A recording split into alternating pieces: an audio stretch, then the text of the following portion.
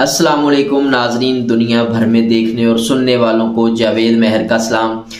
नाजरीन, आजकल हम इस बात पे बहुत ज़्यादा डिस्कशन कर रहे हैं कि तोशा खाना में कौन कितने तहफ़ ले गया, और इमरान खान साहब पे जो तनकीद है और आए रोज़ किसी न किसी तरीके से तोशा खाना के हवाले से उनके ऊपर जो तनकीद की जा रही है और जो प्रोपेगेंडा मुहिम चलाई जा रही है कुछ मीडिया ग्रुप्स की जानब से, उसके ऊपर नाजरीन आज हम आपको डिटेल से बताएंगे कि 1990 से लेके 2013 तक का जो रिकॉर्ड है वो मुकम्मल मेरे पास है, और इसमें कौन कितने तहफ़ अपने साथ लेकर के चला गया। इसमें सबसे पहले नाज़रीन बात करते हैं जनरल ज़ियाउल हक की, जो कि तोशा खाना से कुल 122 तहफ़ अपने साथ लेकर के चले गए। उसके बाद नाज़रीन साबिक़ वज़ीर आज़म जो थे मोहम्मद खान जुनेजो, कुल 304 जो तहफ़ थे वो अपने साथ लेकर चले गए। उसके बाद नाज़रीन बेनज़ीर भुट्टो का नंबर आता है जो कि 174 तहफ़ अपने साथ लेकर चली गई। नाज़रीन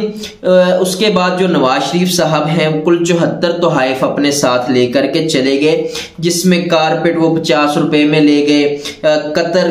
के जो मालिक की तरफ से उनको ब्रीफ केस मिला था वो 875 रुपए में साथ ले गए, और सऊदी राइफल जो वहां के क्राउन प्रिंस ने उनको दी थी वो तकरीबन 14,500 रुपए में साथ लेकर के चले गए। और इसके अलावा नाज़रीन मर्सिडीज थी जो कि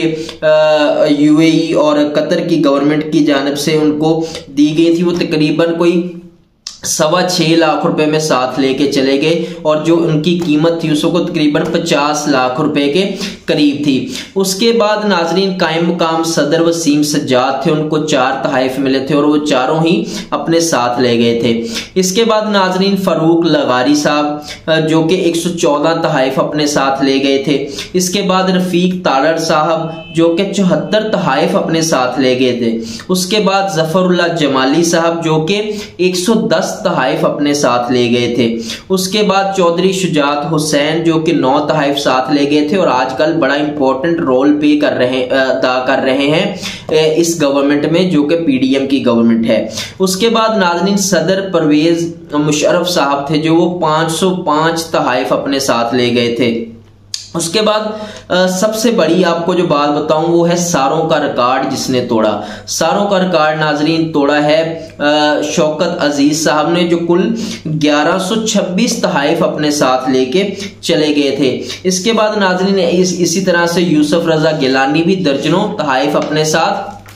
ले गए थे। और यहां मैं आपको ये भी बताता चलूं कि जो आसिफ अली जरदारी साहब थे वो कर्नल कजाफी और यूएई गवर्नमेंट की जानिब से जो उनको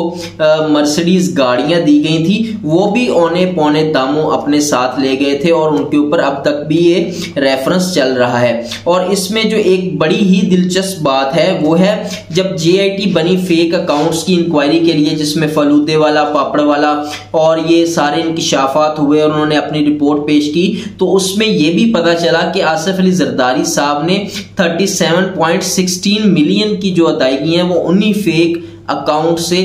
जो है वो अदा की, उसकी रकम अदा की। तो नाजरीन इसमें कितना मजा आया आपको ये सुन के कि जो लूट मार का पैसा है, पाकिस्तान का पैसा इन्होंने लूटा है, उसमें से ही ये अल्टीमेटली अपने लिए जो इन्होंने से फिर से गाड़ियां जो हैं वो परचेज कर ली। और नाजरीन इसी तरह जो इमरान खान साहब है उनके ऊपर भी बड़ी तनकीद हो रही है, वो भी 58 जो 58 तहफ़ थे अपने साथ ले गए। तो नाजरीन ये सब चीजें जो हैं ये पाकिस्तान का एक माजी भी है, और इसमें बहुत सारी चीजें बहुत सारे लोग अपने साथ ले गए हैं। लेकिन इस खास मुकाम पे और खास मोड़ के ऊपर नाजरीन ये सवाल तो बनता है कि इतने ज्यादा जो तहफ़ लोग ले गए, क्या इनसे आज तक कभी किसी ने पूछा कि आप किस कानून के तहत किस तरह से ये सारी चीजें अपने साथ ले गए, कि आज आके सिर्फ जो है वो इमरान खान साहब के ऊपर अब खास वक्त है जब पीडीएम की गवर्नमेंट है वो चाहती है किसी तरीके से इमरान खान को नाकाम किया जाए और मुश्किलात से दो चार किया जाए, तो वो आजकल जो है वो इमरान खान के ऊपर तोशा खाना का स्कैंडल लेके आए हैं। इसमें नाजरीन मैं इस बात पे बड़ा हैरान होता हूं कि अगर आपको 4 साल में सिर्फ तोशाखाना केस ही मिला है और इमरान खान की गड़ी मिली है, तो इसमें इमरान खान साहब तो फिर बहुत अच्छे, अगर ये इनका जो लूट मार का जो एक बाजार इन्होंने गर्म किया हुआ था वो इमरान खान साहब के हवाले से तो सामने नहीं आया है अभी तक, और इसमें सिर्फ जो एक बात सामने आई वो है तोशाखाना। उसमें भी नाजरीन जो 20% 15% दे के ये चीजें लोग घर ले जाते थे, उसको इमरान खान साहब ने 50% तक किया और उसकी रकम अदा करके वो तोहफा उन्होंने हासिल किया, और वो तोहफा जो कहते हैं कि मार्केट में मैंने बेच दिया, मेरा तोहफा था मैंने बेच दिया, तो इसमें कोई मुजाहिका भी नहीं है कि अगर वो उनकी एक चीज मलकियत थी तो वो बेच दें, वो किसी को गिफ्ट कर दें या वो अपने पास रख लें। लेकिन जो मीडिया हाउसेस, जो सहाफी, जो लफाफे आजकल इसके ऊपर बहुत ज्यादा 100 प्रोग्राम कर रहे हैं, आज तक उन्होंने ये कभी बताया है कि शहबाज शरीफ जो जलजला ज़दगान की इमदाद खा गया, बरतानिया में उसने जाके भागे भागे केस किया और वहां पे जो है वो अभी तक 2 साल में वो एक सबूत नहीं दे सका, और अल्टीमेटली बरतानवी अदालत ने जो है वो उनके ऊपर जुर्माना आयद कर दिया। इसके ऊपर आज तक आपको ये कोई सहाफी लफाफी जो है वो आपको प्रोग्राम करते हुए नजर नहीं आएंगे। अगर ये इसके ऊपर भी बात करें और यहां पे इमरान खान साहब के ऊपर भी बात करें तो इनकी बात में वजन होगा, तवाजुन नजर आएगा, और लोग जो है वो इनको अप्रिशिएट करेंगे कि ये एक म्याना रवि वाला जो मामला है वो कर रहे हैं और एक जो मुनसिफाना किस्म की जर्नलिज्म है वो कर रहे हैं। यही वजह है कि जो ये जर्नलिज्म के ऊपर से अब लोगों का एतमाद उठता जा रहा है।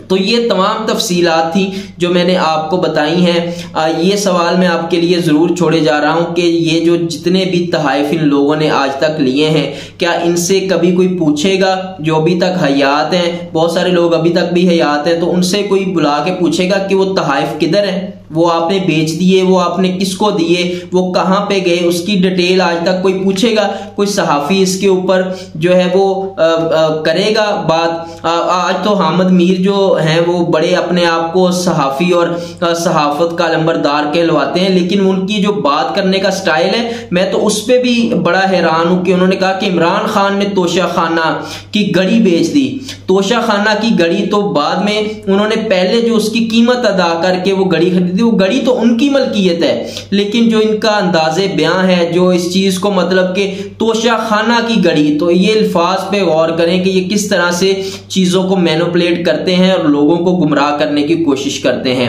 आज तक के लिए इतना ही नाजरीन, इंशाल्लाह अपने नेक्स्ट ब्लॉग में भी इस पे बात करेंगे। कुछ और भी खबरें हैं और अपना जो हमारा एक सेगमेंट चलता है बुनियादी इंसानी हुकूक का, उसके हवाले से भी आपको आगाह करेंगे। अपना और अपने इस चैनल का ख्याल रखिएगा। पाकिस्तान जिंदाबाद।